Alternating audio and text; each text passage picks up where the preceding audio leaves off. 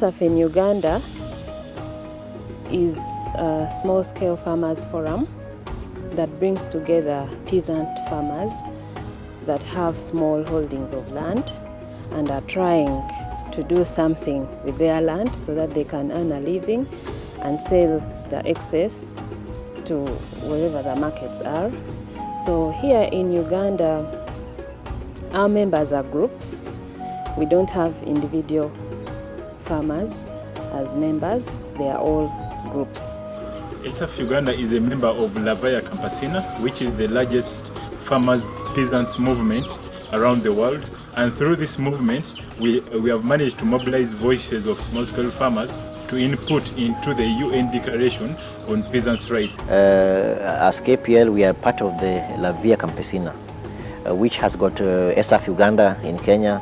In Uganda, we have got KPL in Kenya, we have got ZIMSOF in Zimbabwe, we have Food Sovereignty Campaign, FSC in South Africa, Landless People's Movement in South Africa, we have Mviwata in Tanzania, we have Kopako in DRC Congo, and you know, the Lavaya Campesina has got movements across the world. So our aim is to create transnational movements of peasant farmers that can take on the transnational corporations whose main objective is to make profit at the expense of the livelihood of the peasant farmers. So it is our role to see how best we can build that relationship with our governments and have the dialogues with our governments and also inform them on what is happening. They are there in offices.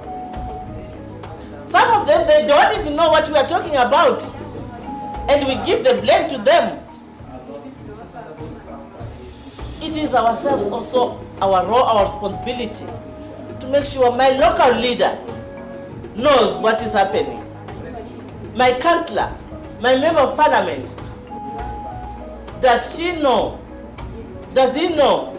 My experience with what we are really struggling for is the issues of climate change, which is really affecting the production systems. And this has brought these new forms of farming technologies which are not really acceptable to the environment we are living as we speak right now as peasants. You find that when it rains, March, it strips all the topsoil, it floods everywhere, and when the rains disappear and subside, you find that they are prolonged droughts. So basically, what I can say now is that the weather is not predictable at all again for the farmers, and that one has made it very difficult for the peasant farmers to contribute or perhaps to perform their work effectively. It's very sadly that our government are actually not doing anything to reverse the effects of climate change within South Africa. And if they do, it's very little, because our government support the capital system which are actually sustaining by them, because they are benefit from this profit. And for me, if we look, for example, with the MSR mine in Leedsville in the Western Cape, those mines actually applied for another license to mine more within that area. We also needed to know what are the next steps, what has happened so far, and what are the next steps at this point that we are in, what is happening with the declaration. Because there's another meeting coming up where we envision that this declaration might be passed. So we are taking stock of how far have we reached. Apart from the climate change, look at the issues of land grabbing, bringing again these investments in our respective countries in the form of solving problems. They want to get African people to be rich. No, that is not the way we want. We should really make use of our own resources. The land belongs to the people, the seed belongs to the people, the water belongs to the people. So we really want to fight for these rights as peasants, because these are resources which have been God created for a meaning, for a purpose. It is shameful to see that our African governments don't realize that we are able to produce, we are able to give them even advice on how we really want to bring up all these issues on board. We have people like the research institutions. These research institutions, they are not really closely related to us as peasants. They have their own interest, and they are the people who are so much influential even to our governments because they are given money. Kwa kuna wimbi la kuwahamisha wafugaji, kuwapeleka vijiji wilaya nyingine, mkoa mwingine, mkoa wa Lindi, kuwatoa wafugaji kutoka Mbarali kwenda mkoa wa Lindi kwa kigezo kwamba hakuna ardhi ya kufugia ile mifugo.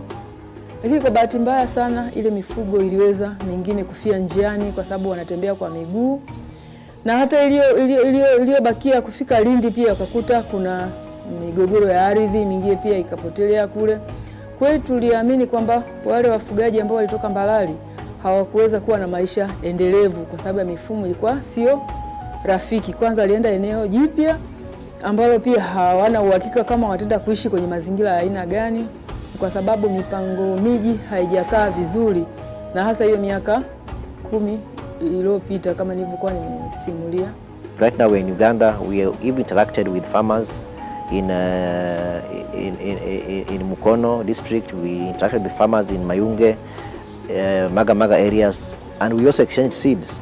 So you find that through that, the peasant farmers have been able to preserve the indigenous seeds.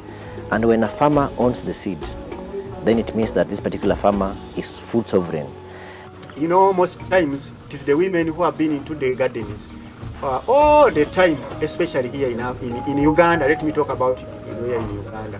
But when it comes to visibility on decision making, it becomes again another challenge. At many levels, you don't find the women participating in anything, and that one becomes a taboo because it is the mothers who care, the mothers who make the food, the mothers who tame our children. So if they are not respected and also being part of the processes, then it means that everything would be in a very big trouble. As women in agriculture, the female peasants, we find that we provide the greatest labor in farming. And when it comes to property, we don't own the properties. Even the harvest, when it reaches home, the man becomes in charge. There are stations where you will find the man gives you the part to eat. Then the rest will be for money. And which money, you the woman, you need not to know about it.